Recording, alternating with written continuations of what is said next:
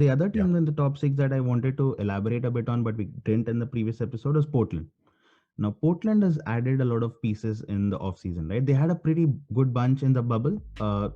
They ran their legs in the bubble. They did not really test the Lakers, but they did get there. I mean, Dame Lillard was awesome. CJ McCollum carried the team Yeah. throughout the season, even when Dame was injured. Nurkic was back, and he kind of proved essential as well. He got those 20 points, 10 rebound kind of games. They've added Robert Covington, which is a lot of defense that they added. Yeah. They lost the big guy in Hassan Whiteside, but you have Nurkic back, so that doesn't really matter anymore. Hmm. So, how do you think Portland fits into this whole thing? They could be one team that would surprise everyone, like how Denver did last season. Here's what I think. If Portland finish in the top three, it's an Mm-hmm. MVP for Dame Lillard. It's as simple as that. If they finish in the top three, that's an MVP season from Lillard. That's the only way they get there. Because in the West, if you've got to conquer the West or even come close to finish anywhere Mm-hmm. in the top three, top four, something like that, you really need two things well sorted in your team. And there's no way around this. Mm-hmm. You need a big that can tackle some of the incredible bigs that the West has. And the West Mm-hmm. really has it all in terms of diversity of the bigs. You have Anthony Davis, who's like a Right. guard in a 7-footer's body. Right. Then you have Jokic, who's a point guard in a 7-footer's body. And both these guys have post moves too. It's not like they only play on the perimeter or the mid range. Then you got Mm-hmm. Porzingis, unicorn for a reason. He can pull up from just about anywhere and has post moves and is a defensive monster. So when you're going up against these guys, if you don't have the Mm-hmm. size in that department, you're going to suffer and they'll make you pay. Mm-hmm. Mm-hmm. Clippers found that out. Jokic Yep. just toyed around with Harrell because it was a size mismatch and he had too much finesse for Harrell, right? Right. Um, so A, you've got to have the big. Two, you've got to have a wing that can go both ways. That's an Mm-hmm. elite attacker or at least a half decent attacker who can come back Mm-hmm. and defend. That's where Denver had the upper hand when they deployed Jeremy Grant in that position against Utah. Utah didn't have Right. Bogdanovich, and so you really need these two positions thriving. Now Portland wing department, I like the Covington move. I think that's great for them. So Mm-hmm. CJ, Dame, Covington, that's a good look. And then they've Yep. got Carmelo off the bench for points. So what Covington can't do on offense, Carmelo can kind of plug that gap to an extent. Mm-hmm. And what Carmelo is perhaps too old to do now, Covington is still a pretty elite defender, as we saw with Houston last season.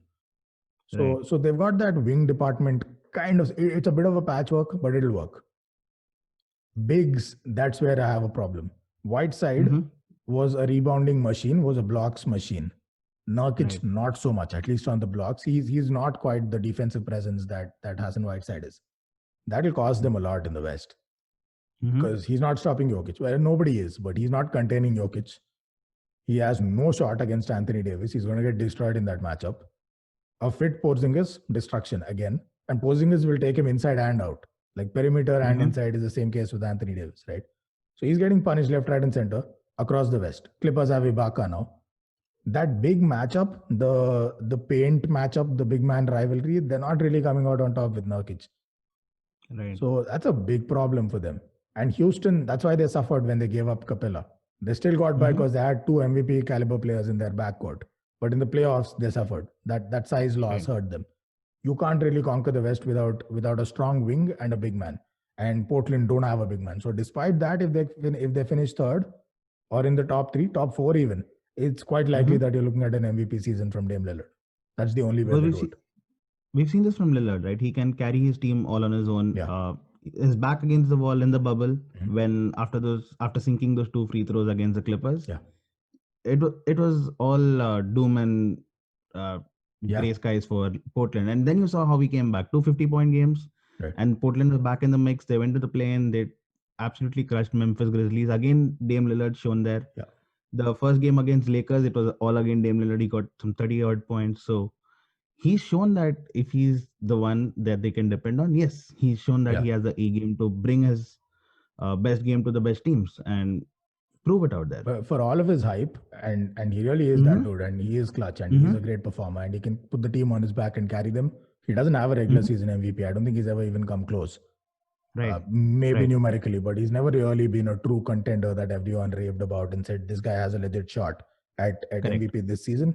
Now's the time, and he's one of those. He reminds me a lot of Allen Iverson in the sense that he's capable of just on his pure skills and baller ability carry his team places. Mm-hmm. Um, but at the same time unwilling to move. Like, he's not the guy that will go to another franchise just to form a formidable team and go for the chip. Right. He's there. He's loyal to Portland. He gets good money there, and he'll try to build. But at the end of the day, it doesn't look like he's going to give up everything else to prioritize the championship. But then what's left? If you're that kind of a player and you're also interested in building a legacy, what's left, right? MVP at least, pick up one for your career. So it's about time, because there's a lot of hyperbole that's attached with Dame Lillard, and often because he's hit some incredible big shots, and these memories stick. It's what carried Kobe through all of these years. It's what works against LeBron. Though statistically he's incredible in the clutch, nobody will ever say LeBron is the guy I'll give the ball to in the clutch, because those early impressions count, right? And the times where he choked against Dallas in the finals, the times where he would make the right basketball play and dish it off to somebody on the perimeter, all of these things count against you. And so that momentum works in Dame Lillard's favor. That he's Mr. Clutch, he's this, that. And so there's a lot of hyperbole attached to it, to the point where people will tell you he's probably the best point guard today in the game. Not Steph Curry, because, it's been a while since Steph Curry was away, and he'll have to come back and win back his crown. Kind of like LeBron had to do it last season after everyone proclaimed Kawhi is the king. So with all of this hyperbole, no chip, I'd at least like to see a solid MVP caliber season from Dame Lillard. Fitness will play a role for sure. There's no denying he has the ability to do it. I'd love to see him do it for a season, carry his team to a great finish, make a deep playoff run, and let's see if anything could happen after that.